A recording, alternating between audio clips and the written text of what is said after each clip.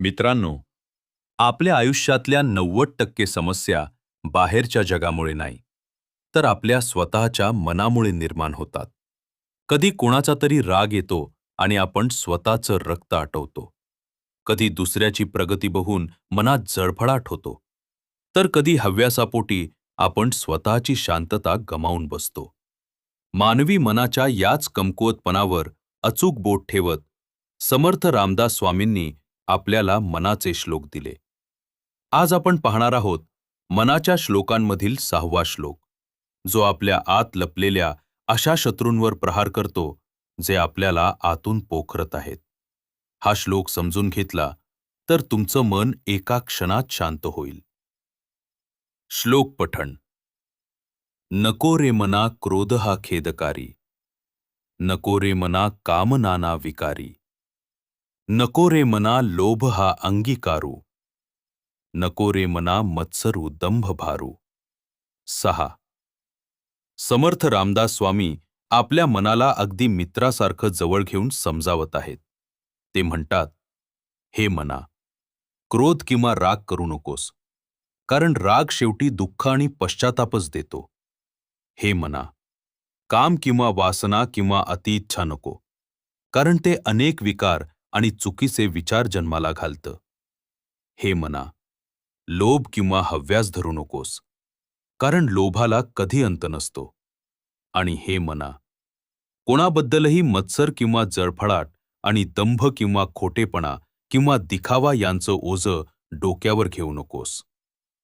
या श्लोकात समर्थांनी माणसाच्या षड्रिपूंवर म्हणजेच 6 शत्रूंपैकी मुख्य शत्रूंवर प्रहार केला आहे. संत वाङ्मयात या शत्रूंना माणसाचा घात करणारे म्हटले. रागाबद्दल बोलायचं झालं तर संत एकनाथ महाराजांचा एक प्रसिद्ध दृष्टांत डोळ्यासमोर येतो. पैठणमध्ये एक व्यक्ती एकनाथ महाराजांना रागावण्याचा आटोकाट प्रयत्न करत होती.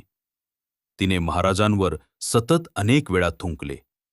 पण महाराजांनी रागवणं तर दूरच, उलट शांतपणे जाऊन नदीवर स्नान केले आणि त्या व्यक्तीला म्हणाले, तुझ्यामुळे आज मला गंगेत अनेक वेळा स्नान करायची संधी मिळाली. याला म्हणतात मनावर विजय. राग हा विंचवाच्या डंखासारखा असतो, जो दुसऱ्याला डसण्यापूर्वी स्वतःच्याच शरीरात विष पसरवतो. आजच्या सोशल मीडियाच्या युगात सर्वात मोठा आजार कोणता असेल तर तो म्हणजे मत्सर किंवा जळफळाट. दुसऱ्याची गाडी, दुसऱ्याचं घर बघून आपलं मन दुःखी होतं. संत तुकाराम महाराज म्हणूनच म्हणतात, तुका म्हणे मने केले तरी होय, तोची देव पाहे आपणासी. जर मनानं ठरवलं तर ते या मत्सराच्या पलीकडे जाऊन स्वतःमध्येच देव शोधू शकतं. दुसऱ्याची रेष लहान करण्यापेक्षा स्वतःची रेष मोठी करण्यावर भर द्या. मित्रांनो, आजचे मानसशास्त्रज्ञ सायकॉलॉजिस्ट सुद्धा हेच सांगतात की राग, लोभ आणि मत्सर या भावना थेट आपल्या मानसिक आरोग्यावर, मेंटल हेल्थवर परिणाम करतात. जेव्हा तुम्ही कोणाचा मत्सर करता किंवा राग धरून ठेवता, तेव्हा तुम्ही समोरच्या व्यक्तीला आपल्या डोक्यात फुकट राहण्यासाठी जागा देता. समर्थ रामदास स्वामी या श्लोकात शेवटी म्हणतात, दंभ भारू, म्हणजेच दाखवेपणाचं ओझं नको.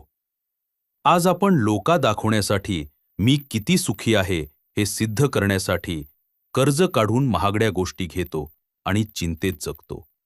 हाच तो दंभ आहे, जो समर्थांनी 500 वर्षापूर्वीच नाकारायला सांगितला होता. म्हणूनच जेव्हा जेव्हा मन अस्वस्थ होईल तेव्हा स्वतःला हा श्लोक आठवून द्या. मनाला सांगा, नको रे मना, क्रोध हा खेदकारी. जर तुम्हाला समर्थांच्या या विचारातून आज काहीतरी शिकायला मिळालं असेल तर हे विचार फक्त स्वतःपुरते ठेवू नका. हा ऑडिओ तुमच्या त्या मित्राला किंवा नातेवाईकाला नक्की शेअर करा, जो खूप लवकर रागावतो किंवा चिंतेत असतो. तुम्हाला मनाचा कोणता शत्रू जिंकायला सर्वात जास्त कठीण वाटतो, राग की लोभ? मला कमेंट करून नक्की सांगा. व्हिडिओ आवडला असेल तर लाईक करा आणि चॅनलला सबस्क्राईब करायला विसरू नका. जय जय रघुवीर समर्थ.